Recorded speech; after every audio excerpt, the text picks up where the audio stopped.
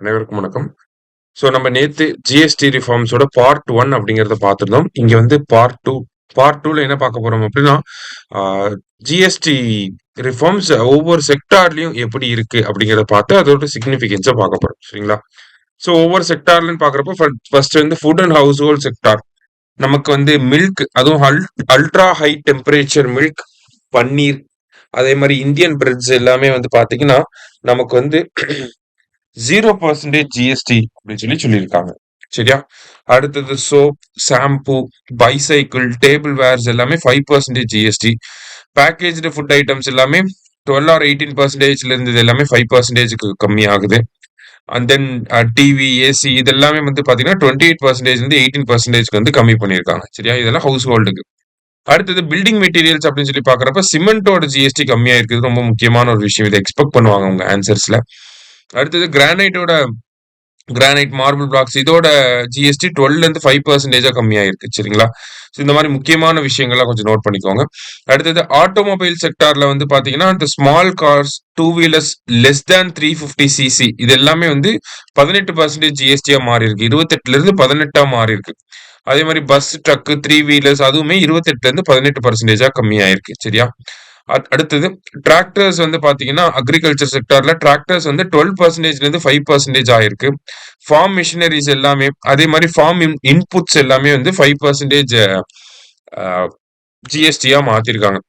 Service செக்டார்ல வந்து பாத்தீங்கன்னா less than 7,500 அப்படின்னு இருந்துச்சு அப்படின்னா அது வந்து 5% ஜிஎஸ்டியா மாறுது. சரிங்களா? அதே மாதிரி ஜிம், சலூன், பார்பர்ஸ், யோகா இது எல்லாமே 18%ல இருந்து 5% கம்மி பண்றாங்க. ஓகேவா? இப்ப எல்லாமே பொதுமக்கள் பயன்படுத்தக்கூடியது, மிடில் கிளாஸ் பீப்புள் பயன்படுத்தக்கூடிய எல்லா விஷயங்களுமே வந்து பாத்தீங்கன்னா ஜிஎஸ்டி 5% தான். சரிங்களா? இப்ப அடுத்தது டாய்ஸ், ஸ்போர்ட்ஸ் அண்ட் ஹேண்டிகிராஃப்ட்ஸ் இதெல்லாம் பாத்தீங்கன்னா இன்வெர்டட் டியூட்டி ஸ்ட்ரக்சர் வந்து கரெக்ட் பண்ணியிருக்காங்க. ஸோ தட் ஃபைபர்ஸ், காட்டன் எல்லாமே வந்து 5% வரும். அடுத்ததா வந்து பாத்தீங்கன்னா பொதுவா இருக்கக்கூடிய டாய்ஸ் எல்லாமே 5% கொண்டு வந்திருக்காங்க. எஜுகேஷன் செக்டார்ல புக்கு, பென்சில், எரேசர், கிரையான்ஸ் இந்த மாதிரி ஸ்டேஷனரி ஐட்டம்லாம் 0% ஜிஎஸ்டி.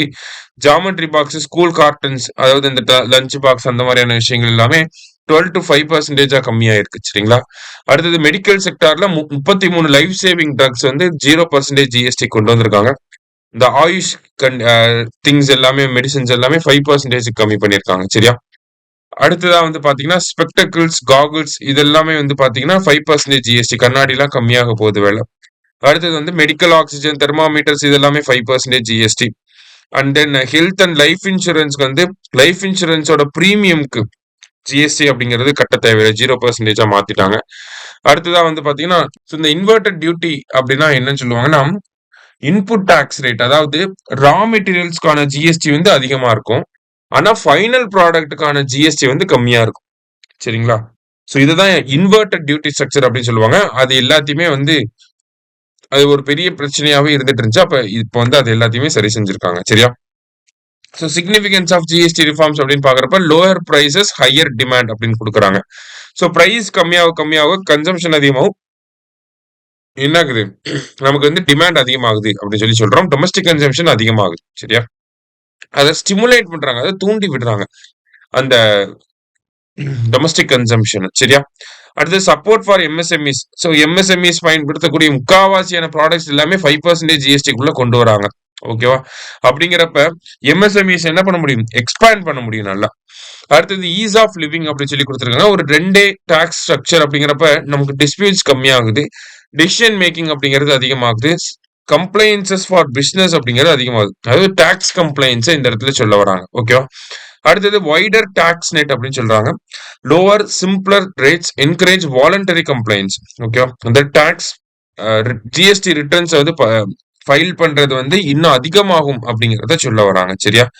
அடுத்தது சப்போர்ட் ஃபார் மேனுஃபேக்சரிங். ஏன்னா இன்வெர்டட் டியூட்டி ஸ்ட்ரக்சர்ஸ் எல்லாமே எல்லா செக்டார்லயும் இருந்த இந்த ரா மெட்டீரியலுக்கான டாக்ஸ் அதிகமா இருந்திருக்கும், ஃபைனல் ப்ராடக்ட்கான டாக்ஸ் வந்து கம்மியா இருந்திருக்கும்.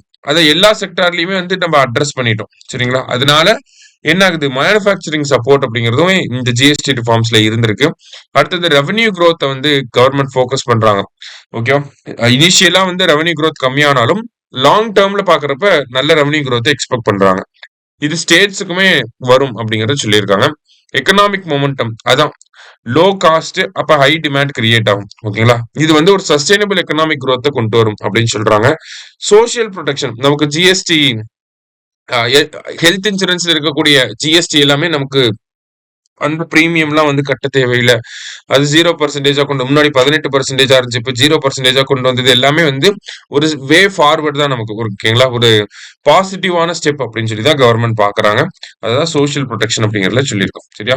சிம்பிளா பாத்தீங்கன்னா ஒவ்வொரு செக்டார்லயும் என்ன கீ சேஞ்ச் அப்படிங்கறத பார்த்துட்டு அதுக்கேத்த மாதிரி நீங்க சிக்னிபிகன்ஸ்ல கோட் பண்ணி கூட காட்டலாம். சரிங்களா?